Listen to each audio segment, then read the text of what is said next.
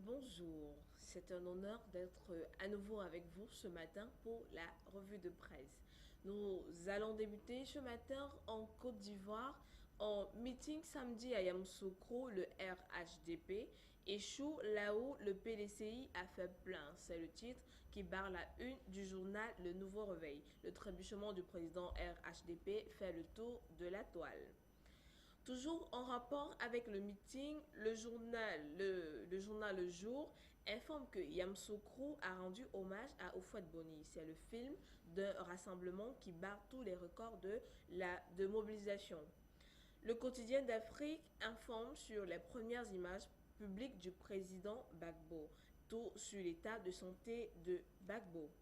Nous faisons un tour au Burkina Faso avec le quotidien numérique qui titre sur le Tchad tension entre le neveu du président et le SG de la Convention des droits de l'homme. Le tabloïd Le Quotidien titre sur la lutte contre le terrorisme au Burkina. Les Kokwego sont la mobilisation à Kombisiri. Que ceux qui veulent détruire le Burkina sachent que leur plan a atteint ses limites. Président du Faso, plus de 900 filles et fils décorés, titre l'Express du Faso. Déposons nos valises cette fois-ci au Cameroun. Les législatives municipales et les camps publient les listes ce jour, révèle la voix du centre. Nord-Ouest et Sud-Ouest, l'ambassadeur des États-Unis est-il complice des sécessionnistes? Titre le jour. Selon des sources bien introduites, il aurait offert un iPhone et un Touraya au terroriste le plus recherché dans le Libya Lem Leke alias Fir Bacha.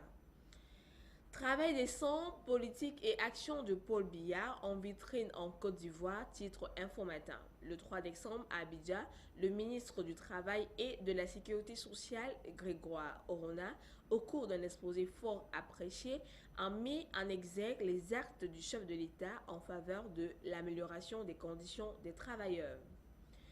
En Afrique du Sud, Comer, l'opérateur coté du transporteur à bas prix Kulula.com et de British Airways in SA, déclare qu'il rencontrera le nouveau spécialiste du sauvetage d'entreprise de la SAA pour discuter de l'accord de plus de 1 milliard d'euros qu'il a remporté contre la compagnie nationale Revel Business Day.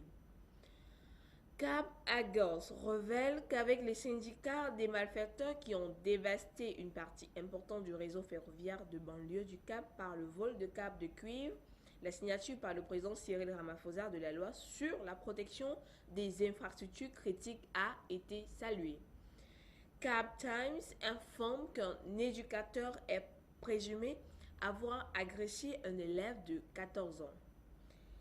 Georges Sikoti est élu secrétaire général de l'ACP, informe le journal de l'Angola. Tournons la page au Nigeria avec Darly Trust qui révèle que l'administration actuelle a dépensé 1477 milliards de naira, soit 4 milliards de dollars en subventions pour le Premium Motor Spirit, également connu sous le nom d'essence entre mai 2015, date de l'inauguration du gouvernement, et juin 2019. Les États-Unis s'inquiètent, mettent en garde contre les actions antidémocratiques. Titre de Punch. Au Zimbabwe, il y a eu crash d'horreur sur la route de Joburg, informe Chronicle.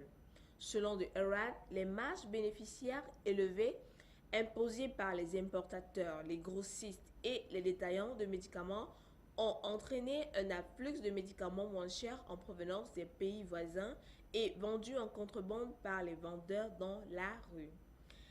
Mesdames, Messieurs, c'est ici que s'achève la revue de presse de ce matin. Bon début de semaine et bonne suite de programme sur Frika TV, votre télévision.